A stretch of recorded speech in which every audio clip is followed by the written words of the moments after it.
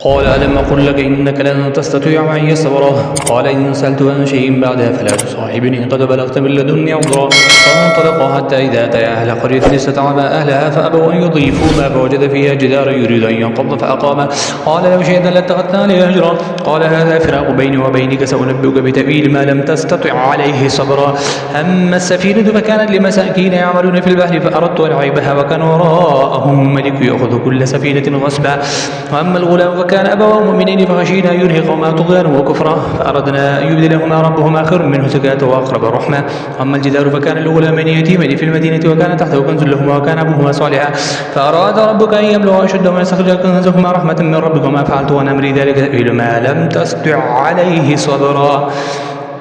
ويسألونك عن ذي القرنين قل سأتلو عليكم منه ذكرا إنا مكنا له في الأرض من كل شيء سببا فأتبع سببا حتى إذا بلغ مغرب الشمس وجدها تغرب في عين حمئة وجد عندها قوما قل يا ذا القرنين إما أن تعذب إما تتخذ فيهم حسنا قال أما من ظلم فسوف نعذبه ثم يرد إلى ربه فيعذب عذابا نكرا وأما من آمن وعمل صالحا فله جزاء الحسنى سنقول له من أمرنا يسرا ثم أتبع سببا حتى إذا بلغ مطلع الشمس وجدها تتلو على قول لم نجعل له من دونها سترا كذلك وقد أحدنا بما لديه خبرا ثم أتبع سببا حتى إذا بلغ بين السدين وجد من دونهما قوما لا يكادون يفقهون قولا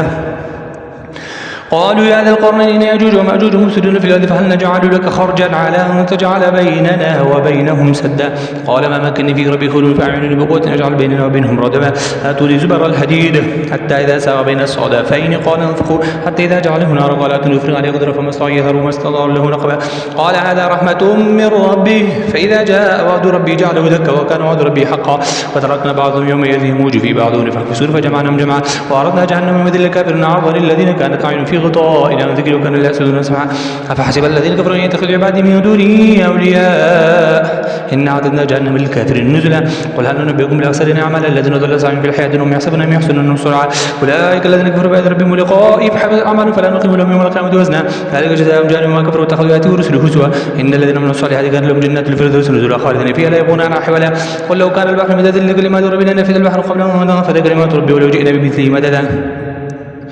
قل إنما أنا بشر مثلكم يوحى إلي أنما إلهكم إله واحد فمن كان يرجو لقاء ربه فليعمل عملا صالحا ولا يشرك بعبادة ربه أحدا كافها يا عين صاد ذكر رحمة ربك عبده زكريا إذ نادى ربه نداء خفيا قال رب إني وهن العظم مني واشتعل الرأس شيبا ولم أكن بدعائك رب شقيا إني خفت الموالي من ورائي وكانت امرأتي عاقرا فهب لي من لدنه كوليا يرثني ويرث من آل يعقوب واجعله ربي رضيا يا زكريا إنه بشر غلام اسمه يحيى لم نجعل له من قبل سميا قال ربي أن يكون لي غلام وكانت امرأتي عاقرا وقد بلغت من الكبر عتيا قال كذلك قال ربك هو علي هين وقد خلقت من يقول ولم يبدو شيئا قال رب اجعل لي آية قال آياتك ألا تكلم الناس ثلاث ليال سبيا فخرج على قوم من البحر فأوحى إليهم أن سبحوا بكرة وعشيا يا يحيى خذ الكتاب بقوة وآتينا الحكم صبيا وحنانا من لدن وزكاة وكان تقيا وبرا بوالدي ولم يكن جبار ناصيا وسلام عليه يوم ولد ويوم يموت ويوم يبعث حيا واذكر في الكتاب مريم إذ انتبذت من أهلها مكانا شرقيا فاتخذت من دونهم حجابا فارسلنا إليها روحنا فتمثل لها بشرا سويا قالت إني أعوذ بالرحمن منك إن كنت تقيا قال إنما أنا رسول ربك لأهب لك غلاما زكيا قالت أن يكون لي غلام ولم يمسسني بشر ولم أك بغيا قال كذلك قال ربك هو علي هين ولنجعله آية للناس ورحمة منه وكان أمرا مقضيا فحملته فانتبذت بمكان قصيا فأجاءها المخاض إلى جذع النخلة قالت يا ليتني مت قبل هذا وكنت نسيا منسيا فناداها من تحت ألا تحزني قد جعل ربك تحتك سري وهزي إليك بجذع النخلة تساقط عليك رطبا جنيا فكلي واشربي وقضي عني فما أدري من البشر أحدا فقولي إني نذرت للرحمن صوما فلن نكلم اليوم إنسيا فأتت به قومها تحمله قالوا يا مريم لقد جئت شيئا فريا يا أخت هارون ما كان أبوك امرأ سوء وما كانت أمك بغيا فأشارت إليه قالوا كيف نكلم كان في المهد سويا قال إني عبد الله آتاني الكتاب وجعلني نبيا وجعلني مباركا أينما كنت وأوصاني بالصلاة والزكاة ما دمت حيا وبرا بوالدتي ولم يجعلني جبارا شقيا والسلام علي يوم ولدت ويوم أموت ويوم أبعث حيا ذلك عيسى بن مريم قول الحق الذي فيه يمترون ما كان الله أن يتخذ من ولد سبحانه إذا قضى أمرا فإنما يقول له كن فيقول وإن الله ربي وربكم فاعبدوه هذا صراط مستقيم فاختلف الأحزاب من بين فول الذين كفروا مشهد يوم عظيم أسمع بهم وأبصر بما يعدون لكن الظالمون في ضلال مبين وانظر ما بالحسر يدخل الأمر وفي غلتهم لا يؤمنون إنا نحن نرسل الأرض من عليها وإلينا يرجعون واذكر في الكتاب إبراهيم إنه كان صديقا نبيا إذ قال لأبيه يا أبت لما تعبد ما لا يسمع ولا يبصر ولا يغني عنك شيئا يا أبت إني قد جاءني من العلم ما لم يأتك فاتبعني أهديك صراطا سويا يا أبت لا تعبد الشيطان إن الشيطان كان للرحمن عصيا يا أبت إني أخاف إن مسك عذاب من الرحمن فتكون للشيطان وليا قال راغب أنت عن آلهتي يا إبراهيم لئن لم تنته لأرجمنك وأهجرني مليا قال سلام عليك سأستغفر لك ربي إنه كان بي حفيا وأعتذركم وما تدعون من دون الله وأدعو ربي عسى ألا أكون بدعاء ربي شقيا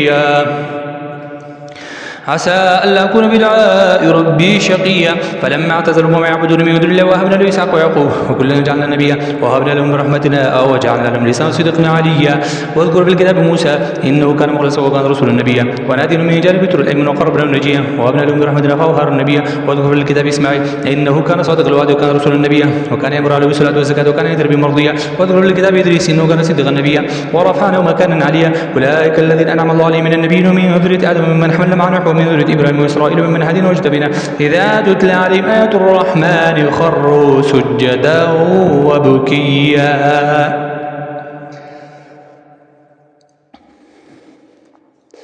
فخلف من بعدهم خلف أضاعوا الصلاة واتبعوا الشهوات وسوف يلقون غيا إلا من تاب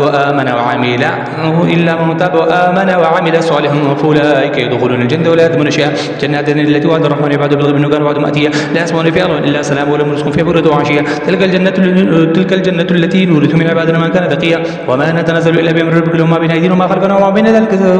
ذلك وما كان ربك نسيا رب السماوات والأرض ما بينهما فاعبده واستبر لعبادته هل تعلم له سبيا ويقول الإنسان إذا ما مت لسوف رحيا أولا يذكر الإنسان أن خلقنا من قبل ولم يكن شيئا فوربك لنحشرنهم وشيئا ثم لنهدرنهم حول جهنم جثيا ثم لننزعن من كل شيء أيما أشد الرحمن يأتيا ثم لنحن أعلم بالذين هم أولى بها صليا وإن منكم إلا واردها كان ربك حتما مقضيا ثم ننجي الذين اتقوا ونذر من فيها جثيا وإذا تتلى عليهم آياتنا بينات قال الذين كفروا للذين آمنوا أي الفريقين خير مقاما وأحسن نديا وكم أهلكنا قبلهم من قرن هم أحسن أثاثا ورئيا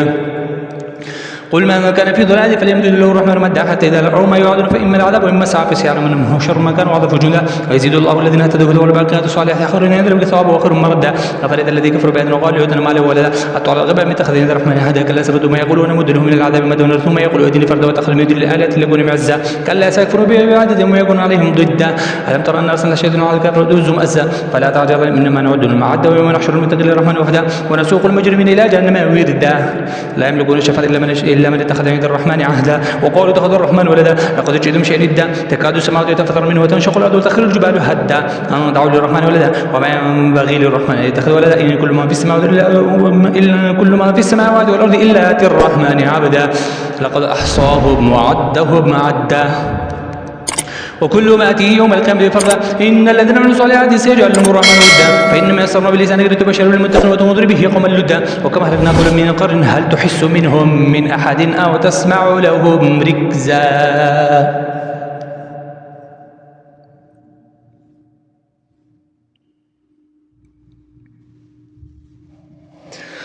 طه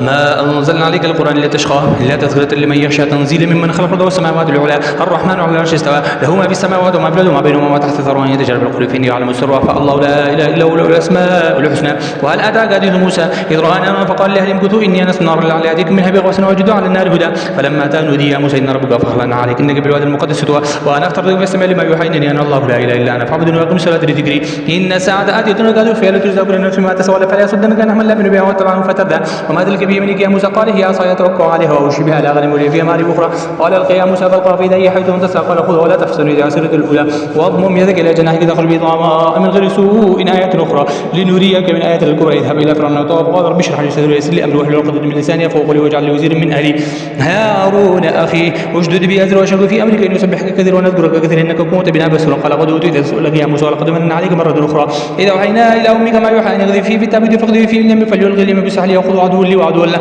والقيت عليك محبه مني ولا تسنى على عينه تمشي خذك فتقول هل ادلكم على من يفلو فرجعناك الى امك كي تقرن ولا تحزن وقتلت نفسا فنجيناك من الغم وفتناك فذونا فلبثت سنين في اهل مدينه ثم جئتنا على قدر يا موسى واصطنعتك لنفسي اذهب أنت وأخوك بآياتي ولا تنيا في ذكري اذهبا إلى فرعون إنه طغى فقولا له قولا لينا لعله يتذكر ويخشى قال ربنا إن نخاف أن يفرط علينا ويطغى قال لا تخاف إنني معكم أسمع وأرى فأتي فقولا إن رسول ربك فارسل معنا بني إسرائيل ولا تعذبهم قد جئناك بآيات من ربك والسلام على من اتبع الهدى إنا قد أوحي إلينا أن العذاب لما كذب وتولى قال فمن ربكم يا موسى قال ربنا الذي أعطى كل شيء خلقه ثم هدى قال فما بال القرون الأولى قال المعنى به في كتابه لا يضل ربي ولا ينسى الذي جعل لكم الأرض مهدا وسلكم فيها سبلا وأنزل من السماء ماء فأخرجنا به أزواج من نبات شتى كلوا وراءنا إن في ذلك لآيات لأولي النهى منها خلقناكم وفيها نعيدكم ومنها نخرجكم تارة أخرى ولقد أرينا آياتنا كلها فكذبوا أبا قال أجئتنا لتخرجنا من أرضنا بسحرك يا موسى فلنأتينك بسحر مثله فاجعل بيننا وبينك موعدا لا نخلفه نحن ولا أنت مكانا سوى قال موعدكم يوم الزينة ويحشر الناس ضحى فتولى فرعون فجمع كيده ثم أتى قال له موسى ويلكم لا تكفروا على الله كذبا فيسحتكم بعذاب وقد خاب من افترى وتنازعوا أمرا بينهم وأسروا النجوى قال إن هذان لسحران يريدان أن يخرجاكم من أرضكم بسحرهما ويذهبا بطريقتكم المثلى فأجمعوا كيدكم ثم أتوا صفا وقد أفلح اليوم من استعلى قال يا موسى إما أن تلقوا وإما أن نكون أول من ألقى قال بل ألقوا في أحبالهم وعصيهم بخيل من سحر من تسعى فأوجس في نفسه خيفة موسى قلنا لا تخف إنك لا تلعب والق ما فيه من قد القف ما صنع إنما صنع كيد الساحر ولا يفلح الساحر حيث أتى فألقي السحرة سجدا وقال آمنا برب هارون وموسى قال آمنتم له قبل أن آذن لكم إنه لكبيركم الذي علمكم السحر فلأقطعن أيديكم وأرجلكم من خلاف وليصلبنكم في جذوع النخل ولتعلمون أينا أشد عذابا وأبقى قالوا لن نؤثرك على ما جاءنا من البينات الذي فطرنا فاقض ما أنت قال إنما تقضي هذه الحياة الدنيا إنا آمنا بربنا ليغفر لنا خطايانا وما أكرهتنا عليه من السحر والله خير وأبقى إنه من يأتي ربه مجرما فإن له جهنم لا يموت فيه ولا يحيا ومن يأتي مؤمنا قد عمل صالحا فأولئك لهم الدرجات الأولى جنات عدن يدخلون تجري تحت الأنهار خالدين فيها وذلك جزاء من تزكى ولقد أوحينا إلى موسى أن أسر بعبادي فاضرب لهم طريقا في البحر بس لا تخاف دركا ولا تخشى فأتبعهم فرعون بجنوده فغشيهم من اليم ما غشهم وأضل فرعون قومه وما هدى يا بني إسرائيل قد نجيناكم من عدوكم وعدناكم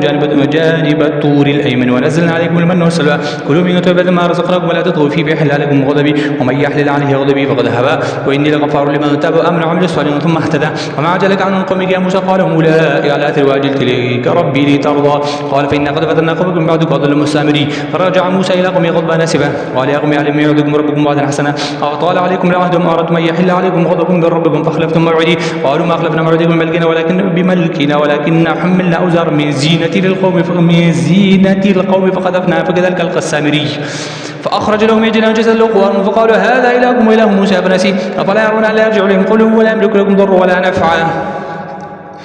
ولقد قال لهم هارون من قل يا قوم انما فتنتم به وان ربكم الرحمن فاتبعوني واتقوا امري قالوا لن نبرح عليه عاكفين حتى يرجع الينا موسى قال يا هارون ما معناك اذ لا تضلوا الا تتبعن افعصيت امري قال يا ابن ما لا تاخذ بلحيتي ولا براسي اني خشيت ان تقول فرقت بين بني اسرائيل ولم ترقب قولي قال فما خطبك يا سامري قال بصرت بما لم يبصروا به فقبضت قبضة من اثر فنبذتها وكذلك سولت لي نفسي قال فاذهب ان لك في الحياه ان تقول لا مساس وان لك موعدا لن تخلفه وانظر الى الهك الذي ظلت عليه عاكفا لنحرقنه ثم لننسفنه في اليم نسفا إنما إلهكم الله الذي لا إله إلا هو وسع كل شيء علما كذلك نقص عليكم من أنباء ما قد سبق وقد آتيناكم من لدنا ذكرا من أعرض عنه فإنه يحمل يوم القيامة وزرا خالدين فيه وساء يوم القيامة حملا يوم ينفخ في الصور ونحشر المجرمين من يومئذ زرقا يتخافتون بينهم إلا بثم إلا عشرا نحن نعلم ما يقول إذ يقول أمثل من طريقة إلا بثم إلا يوما ويسألونك عن الجبال فيقول ننسفها ربي نسفا فيذرها قاعا صفصفا لا ترى فيها عدوا ولم يومئذ يتبعون داعي إلا وجلا وخشعت الأصوات للرحمن فلا تسمع إلا همسا يومئذ لا تنفع الشفاعة إلا من أذن له الرحمن ورضي له قولا يعلم ما بين أيديهم وما خلفهم ولا يحيطون به علما وعانت الوجوه للحي القيوم وقد خاب من حمل ظلما ومن يعمل من الصالحات مؤمنا فلا يخاف ظلما ولا هضما وكذلك أنزلنا القرآن عربي وصرفنا فيه من الوعيد لعلهم يتقون ويحدث لهم ذكرا فتعالى الله ملك الحق ولا تعجل بالقرآن من قل يقضى إليك وحي وقل رب زدني علما ولقد عهدنا إلى آدم من قبل فنسي ولم نجد له عزما إذ قلنا للملائكة اسجدوا لآدم فسجدوا إلا إبليس أبى فقلنا يا آدم إن هذا عدو لك ولزوجك فلا يخرجنكما من الجنة فتشقى إن لك ألا تجوع فيه ولا تعرى أنك لا تضمر فيه ولا تضحك فرسل إليه الشيطان قال يا آدم هل أدلك على شجرة الخلد وملك لا يبلى فأكلا منها فبدت لهما سوآتهما وطفقا يخصفان عليهما من ورق الجنة وعصى آدم ربه فغوى ثم اجتباه ربه فتاب عليه وهدى قال اهبطا منها جميعا بعضهم لبعض عدو فما يأتين مني هدى فمن يتبع هداي فلا يضل ولا يشقى ومن أعرض عن ذكري فإن له معيشة ضنكا ونحشره يوم القيامة أعمى قال رب لم حشرتني أعمى قد كنت بصيرا قال كذلك أتتك آياتنا فنسيتها وكذلك اليوم تنسى وكذلك نجزي من أسرف ولم يؤمن بآيات ربه ولعذاب الآخرة أشد وأبقى أفلم يهد لهم كما أهلكنا قبلهم من القرون يمشون في مساكن في ذلك الآيات لأولي النهى ولولا كلمة سبقت من ربك لكان اللزام وجل مسمى فاصبر على ما يقولون وسبح بحمد ربك قبل طلوع الشمس وقبل غروبها ومن آناء الليل فسبح وأطراف النهار لعلك ترضى ولا تمدن عينيك لما متعنا بأزواج منهم زهرة الحياة الدنيا لنفتنهم فيه ورزق ربك خير وأبقى وأمر أهلك بالصلاة واستبر عليها لا نسألك رزقا نحن نرزقك والعاقبة بالتقوى وقالوا لولا يأتينا بآية من ربي أولم تأتهم بينة ما في الصحف الأولى ولو أن أهلكنا بها بعلم من قبل لقالوا ربنا لولا أرسلت إلينا رسولا فنتبع آياتك من قبل أن نذل ونخزى قل كل متربص فتربصوا فستعلمون من أصحاب الصراط السوي ومن اهتدى.